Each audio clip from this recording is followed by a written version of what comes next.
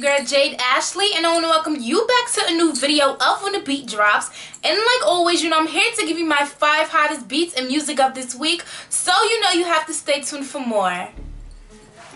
Okay guys, so let's dive into this week's beats, and I'm sure you guys probably already know what my first beat of this week is going to have to be, and of course I'm going to have to talk about Meek Mill coming at Drake at number 1. I don't know what's in the water, I don't know what's in the air, but celebrities have been going on left and right on social media all week, and the height of it all was Meek Mill when he came at Drake on Twitter Tuesday night. Okay, so first of all, shout outs to Jamera, because my phone, every time something happened, she would alert me. So my phone was going off and she was like, Jay, you need to be paying attention to this while it's happening, instead of me going on somebody's blog or the shade room or whatever the case may be, and I see it secondhand. So literally all Tuesday night, when I tell you I sat here in my room and I was on my Twitter all night. I did not go to bed close to almost 5 o'clock in the morning,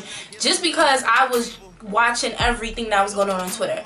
So for those who may not know, Tuesday night, Meek Mill, he went on a Twitter rant. He was just coming at Drake, and it didn't even start off with Drake. First of all, it started off with Nicki Minaj's ex-boyfriend Safari. Apparently, I don't know what triggered him to start talking about Safari, but there was this video that was circulating where I'm not even going to say Safari, I'll say allegedly it was Safari, because it wasn't even a clear video, but he was saying, I knew you was gay because look at how you dancing in this video. And you see a man whining and stuff, and he was talking about how the man was twerking and everything. And then, whatever. He comes at Safari. Safari says nothing. But then he shocked us all, and so I was surprised. He started coming at Drake. So Meek Mill said, stop comparing Drake to me. He don't write his own raps. That's why he ain't tweet my album, because we found out. Then he continued saying, the whole game know for real. They scared to tell the truth. I can't wait to these guys and sit back and act like they don't know.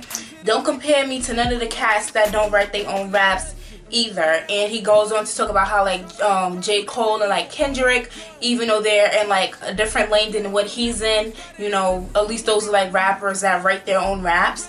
And he said he didn't even write the verse on my album, and if I would have knew, I would have took it off my album. I don't trick my fans, LOL.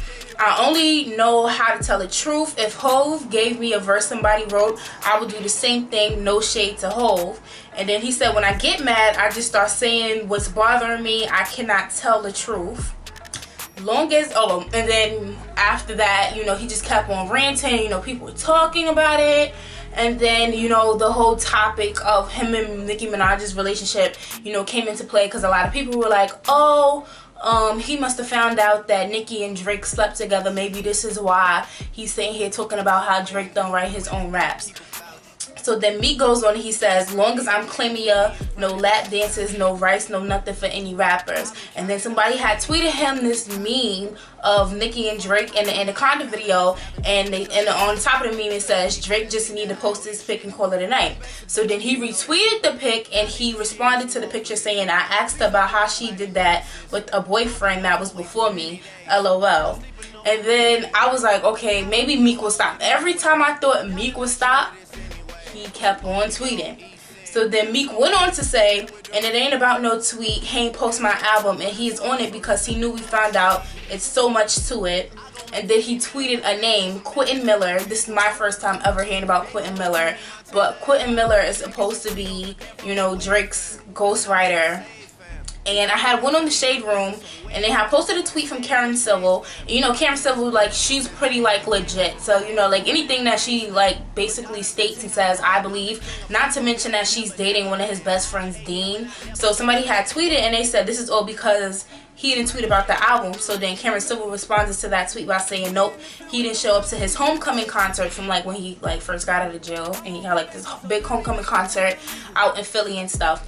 So this sent the Twitterverse into a frenzy, and I was like, oh my god, what, when I tell, and it was like so many memes that I saw on my Twitter timeline. People was like, the hashtag Meek be like was trending. People was like Meek be like, you know how Future's new album Dirty Sprite 2 came out. So then people was tweeting, Meek be like, that ain't even Sprite, that's Sierra Mist. Or I saw another person say, Meek be like, Blue Ivy not even blue, she brown. Or what was another one that I saw? Meek be like, Young Jeezy not even young. Like, it was just like too much, and I was just sitting here crying all night. And then I was just sitting here saying to myself, I was solely convinced that, you know, Meek Mill's Twitter had to be hacked. People kept on saying, no, it's not hacked. And then, you know, Meek came on Instagram, posted a picture and said, I'm not hacked neither. But I was like, something in the back of my mind was like, no, I refuse to believe that this is Meek really seriously going off on Twitter like this. And then I was like, by this time tomorrow, if he don't say nothing about it, I have no choice but to believe it. Woke up the next morning and everybody was still talking about it. Meek didn't come back and say, no, that wasn't me, nothing. So I was like, it had to be true. And then I'm just sitting here like, this came in, it kind of like sparked this kind of, you know, talk that's still kind of going on this week on whether or not do you care if your favorite rapper has like a ghostwriter. And then it kind of brought into play like the different levels of rap, whether you consider your favorite rapper to just be somebody like you just like their songs, or if you like them like as a lyricist. So and then I thought a lot of people were saying like, who even thinks to like compare like Meek Mill and Drake.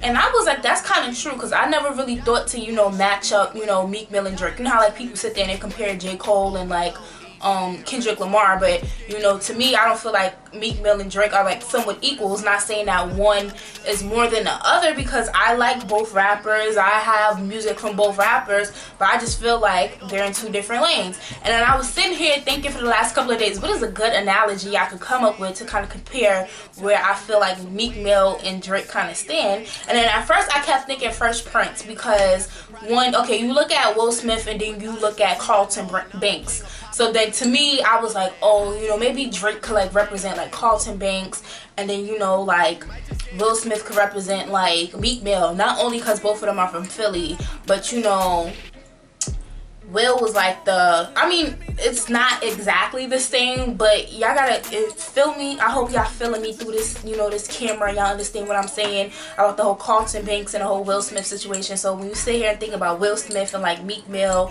not only are they like Philly rappers, but you know, they're like different. They're like rough around the edges, you know. They're more, you know, like more rah-rah, if you kind of get what I'm feeling or saying. And then you think like Carlton Banks, and you think like Drake, and you know, real cleaned up, and you know, I mean, well, a lot of people didn't really have crushes on like Carlton Banks, and a lot of girls like really have crushes on like Drake. But it's not about the looks, it's just about the analogy that I'm trying to make. So, you know, like he comes from more of a, I guess you can say like better surrounding, you know. Meek had to do more stuff in the street, meanwhile Drake's not really from the street. And you know, like Will Smith, you know, from the hood, Meek from the hood, Carlton Banks, Beverly Hills, and you know, Drake, you know, not from the hood. Like, I really hope I don't sound stupid. Like, comment below and make sure y'all kind of like letting me know y'all understand what I'm trying to say, because I feel like I'm sounding stupid, but at the same time in my mind I'm saying, nah, I think I make sense. But moving on to Twitter still being popping on Tuesday, before Meek even got into his whole, you know, Drake don't write his own raps, early in the day, Nicki Minaj, she was going off too, because, you know, the nominees for this year's VMAs was released, and she had like, I think like maybe 3 nominations or something like that, but she was upset because she wasn't nominated for Video of the Year. So her Twitter rant started off with her saying, hey guys, and she tagged MTV by saying, thank you for my nominations. Did feeling myself miss the deadline, or... And she went on to say, if I was a different kind of artist, Anaconda would be nominated for Best Choreo and would be Video of the Year as well. She said Ellen did her own Anaconda video, and the choreo and the choreo as well. Remember her doing that kick? Even MTV did a post on the choreo. MTV, remember? She said you couldn't go on social media without seeing people doing their cover art choreo outfits for Halloween and impact like that and no video of the year nomination. She said when the other girls drop a video that breaks records and impacts culture, when other girls drop a video that breaks records and impacts culture, they get that nomination. If your video celebrates women with slim bodies, you will be nominated for Video of the Year. Oh, but trust me, I'll be on that stage to collect my awards for Video of the Year, feeling myself in Anaconda. So she was basically mad because out of the nominations, neither did Feeling Myself feature Beyonce, nor did her song Anaconda get nominated for Video of the Year. So then Taylor Swift, she comes out of, I don't know where the hell she came from, but she come out of nowhere and she asks Nicki Minaj and she says, I've done nothing but love and support you. It's unlike you to pit women against each other. Maybe one of the men took your slot. So then Nicki like, what? So Nicki tweet her back and she like, huh?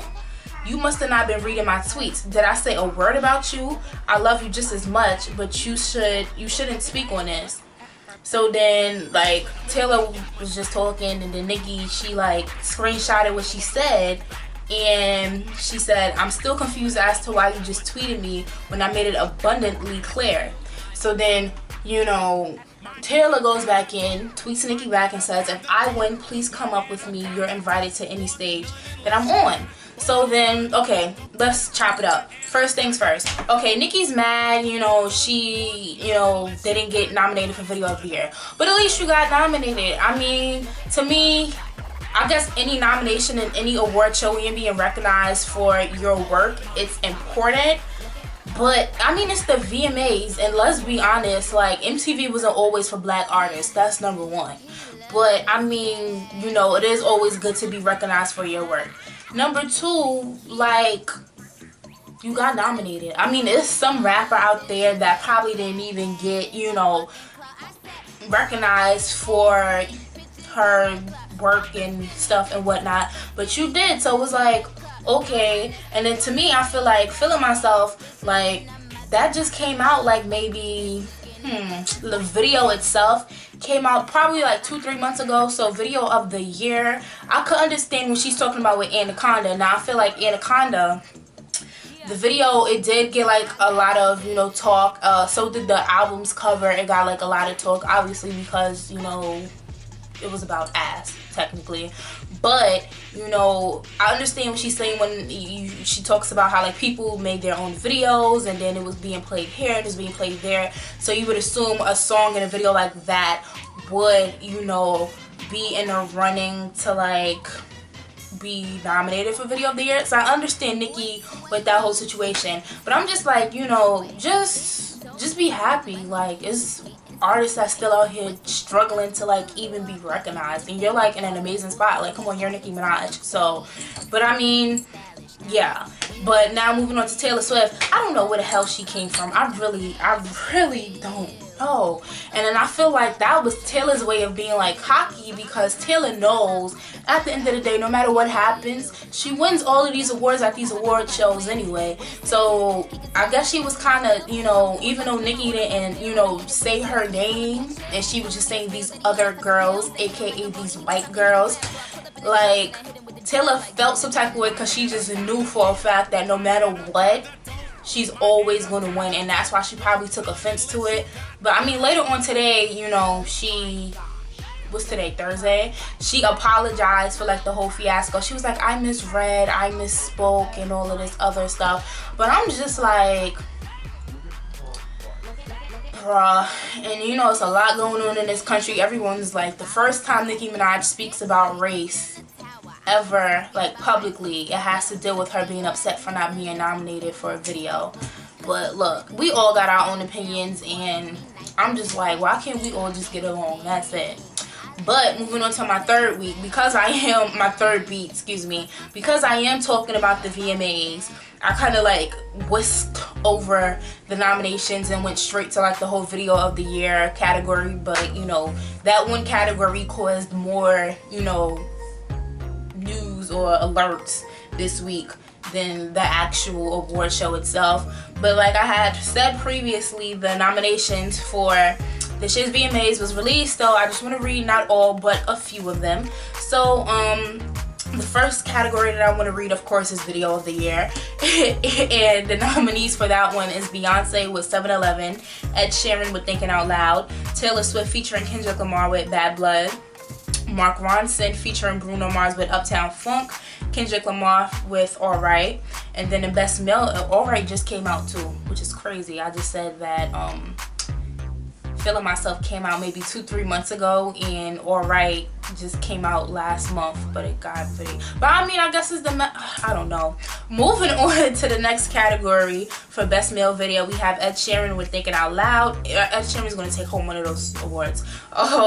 Mark Ronson featuring Bruno Mars with Uptown Funk, Kendrick Lamar with Alright, The Weeknd with Earned It, and Nick Jonas with Chains. Best Female Video goes to Beyonce, well, or the nominees are, I should say, Beyonce, 7-Eleven, Taylor Swift with Black Space, Nicki Minaj with Anaconda, Sia with Elastic Heart, Ellie Goulding, I've never heard of that artist, Love Me Like You Do. No, I think I did hear that song, I just don't know how to say the name. But anyway, Best Hip Hop Video, Fetty Wap with Trap Queen, Nicki Minaj with Anaconda, Kendrick Lamar with Alright, Wiz Khalifa featuring Charlie Puth with See You Again, and Big Sean featuring E40 with I Don't With You.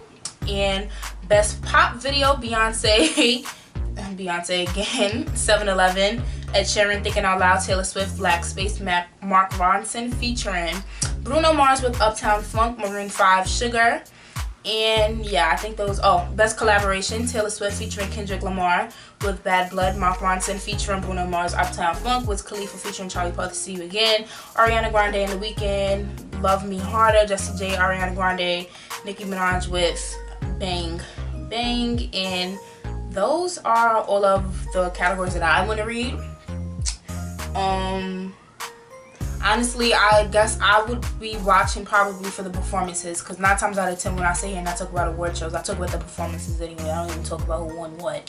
So I mean, yeah, the VMAs, I don't think there was an actual date released. I don't think there was an actual date released, but y'all know it's coming soon, and this year's VMAs will be hosted by Miley Cyrus. You know, so yeah. Anything else involving the VMAs? So moving on to my fourth beat of this week, I have to talk about my big sis Tamar Braxton. I haven't talked about her since the VMAs. So this week she was here in New York and she did an interview with Angie Martinez over at Power 105.1, and she was basically, I guess, doing early promotion for her new album Calling All Lovers, which will be coming out on September 11th, whatever. So yeah, it was a very short, interview, so I felt like it was kind of like a waste of it. No, it wasn't a waste of an interview, but it was a very short interview, I would say. And this interview in particular, I want to talk about it only because this interview kind of riled up, Rihanna's Navy. So they were having the discussion about whether or not like R&B is dead or something like that, because last week Tyrese was all over the place ranting and raving about how ain't no real R&B artist left. So Tamar was saying how she didn't feel like R&B was dead, but she did kind of mention that she was a little bit upset that Rihanna was not only nominated but won like Best R&B Album at the Grammys, and I'm referring to the 2014 Grammy Awards, because that was the one that she was nominated for her last album, Love and War. And she was saying that I love Rihanna, but Rihanna's not R&B, so she really did not deserve that award. So that sent all of Rihanna's Navy like ready to drown Tamar. And I think I would have to agree with Tamar. Like, usually I love Tamar, but I be like, she be wrong. Like, she just be coming for people left and right. But I feel like she was actually correct, because love Rihanna, but when you think of like R&B artists, if we're gonna say yes, Tamar's R&B, K Michelle R&B, Tyrese R&B, Beyonce can sing R&B, Monica's R&B, Brandy is R&B, And then you have like Rihanna. We love Rihanna's music. We dance to Rihanna's music. But vocally, Rihanna's not touching him. I'm sorry to say. She's not touching no person I just named that's an R&B singer. That's number one.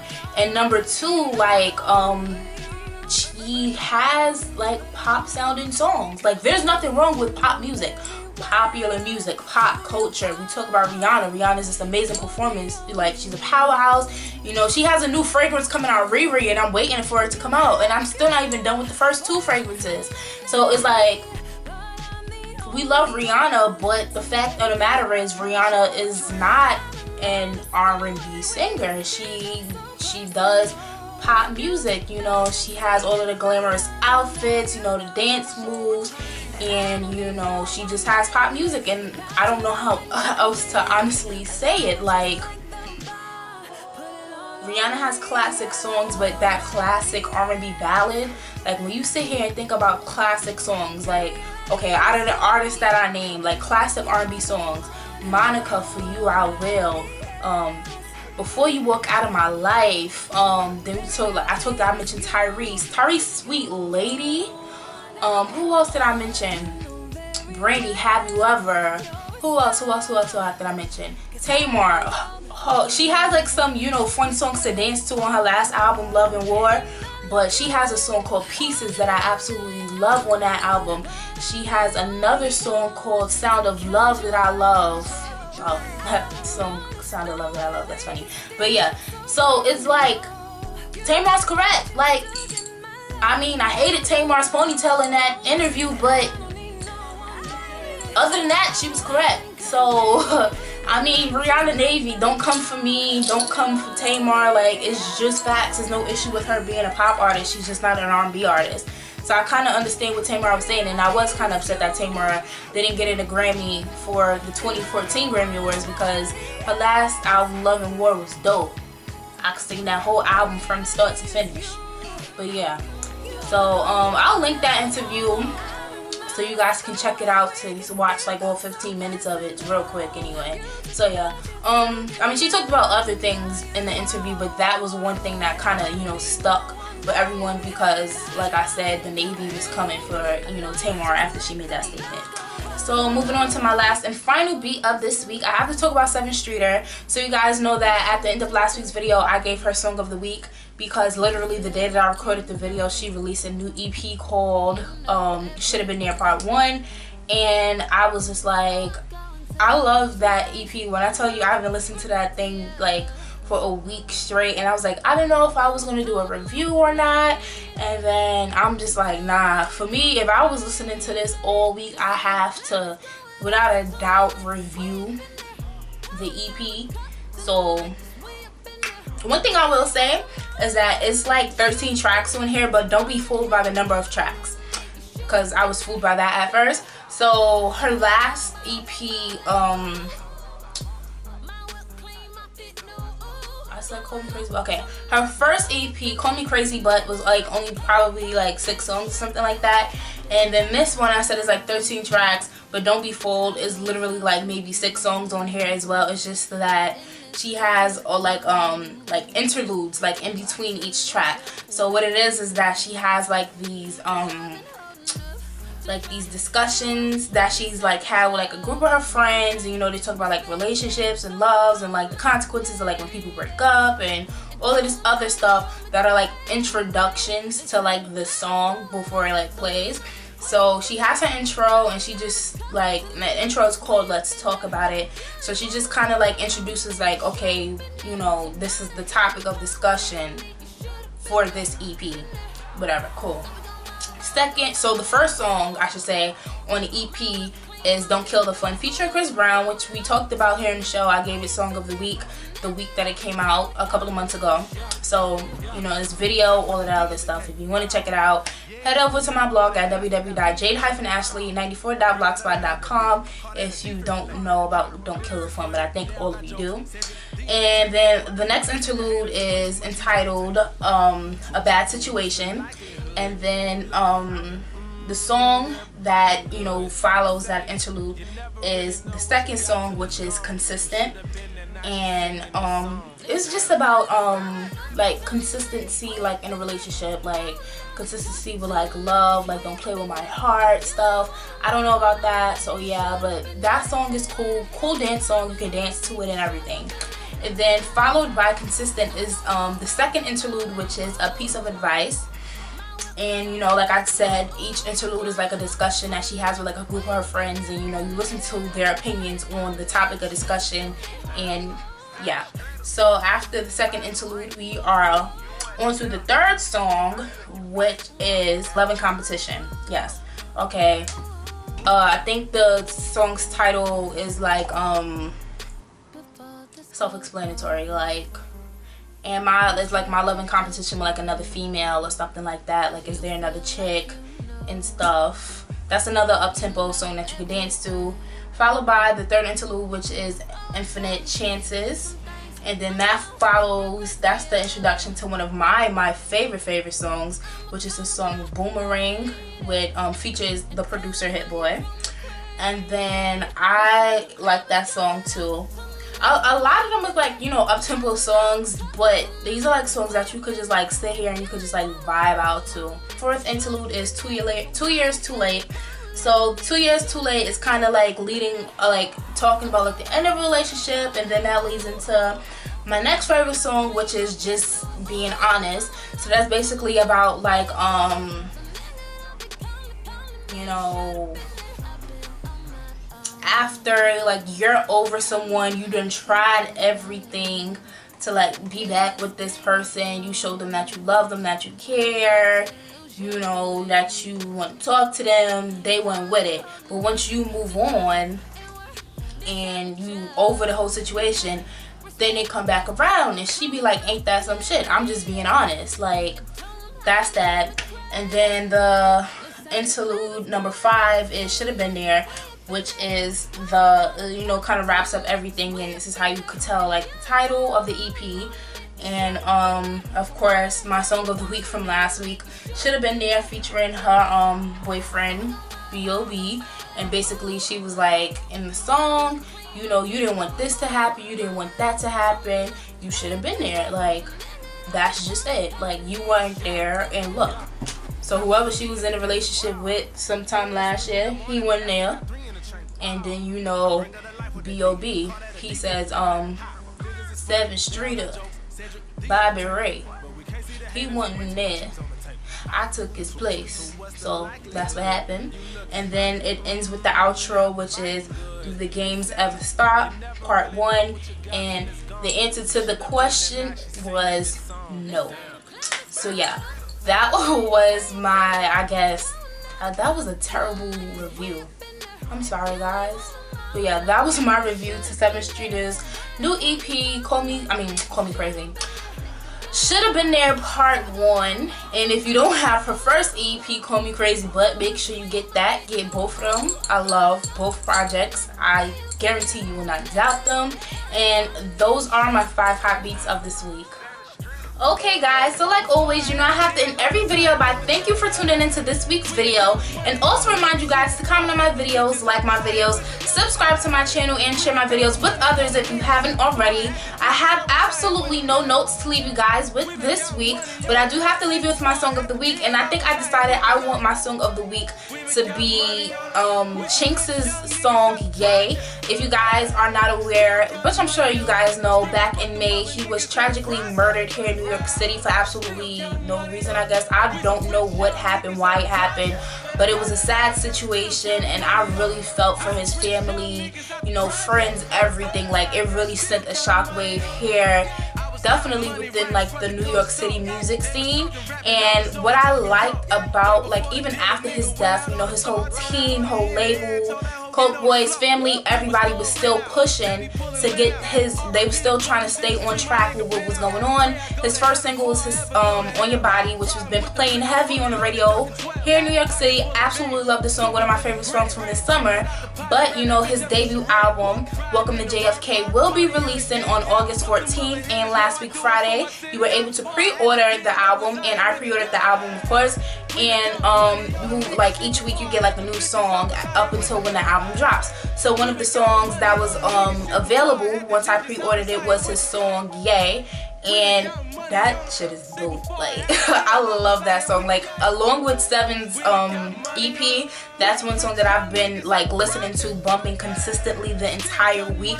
Mark my words, like that shit is dope. So I was like, nah, that has to definitely be my song of the weeks for sure. So be sure that you check it out. Head over to my blog, www.jade-ashley94.blogspot.com. Once again, I thank you for tuning in, and I will see you guys next time. So bye. Hey guys, thank you for watching, and don't forget to share and subscribe, and I will see you all next time.